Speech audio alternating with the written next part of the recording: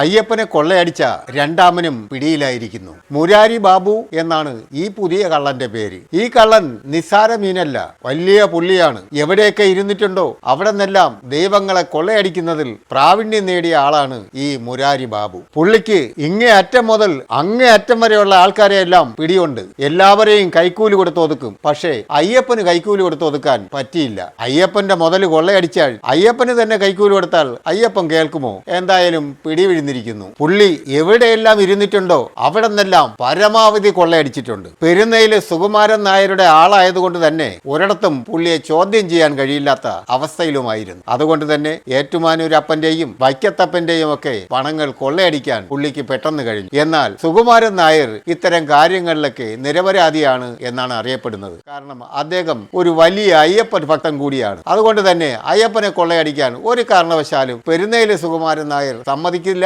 എന്ന് തന്നെയാണ് ഉറപ്പ്. പണ്ടൊക്കെ ആൾക്കാർ പറയാറുണ്ട്, ചെറിയ ചെറിയ മോഷണങ്ങൾ നടത്തി എവിടെയെങ്കിലും ചെന്ന് കുടുങ്ങുമെന്ന്. അതുപോലെ തന്നെ അവസാനം ചെന്ന് അയ്യപ്പനെ കൈവച്ചു, എല്ലാം കുടുങ്ങുകയും ചെയ്തു. ഇനി മുരാരി ബാബുവിനും ഉണ്ണികൃഷ്ണൻ നമ്പൂതിരിക്കും അടുത്തടുത്ത മുറികളിൽ തന്നെ താമസിക്കാം. സുഖവാസ കേന്ദ്രത്തിൽ നല്ല സുഖമായിരിക്കും. പാവപ്പെട്ട ജനങ്ങൾ കൂലിപ്പണിയെടുത്തും കഷ്ടപ്പെട്ടുമൊക്കെ ഉണ്ടാക്കിയാണ് അയ്യപ്പന് നേർച്ചയായി കൊണ്ടിട്ട് കൊടുക്കുന്നത്. ഈ എല്ലാം മോഷ്ടിച്ച് കൊള്ളയടിച്ച് തിന്നുന്നതിന് ഒരു പരിധിയില്ലേ? അനുഭവിക്കുക തന്നെ, അല്ലാതെ മറ്റു ഒരു മാർഗവും നിനക്കൊന്നും ഉണ്ടാവില്ല.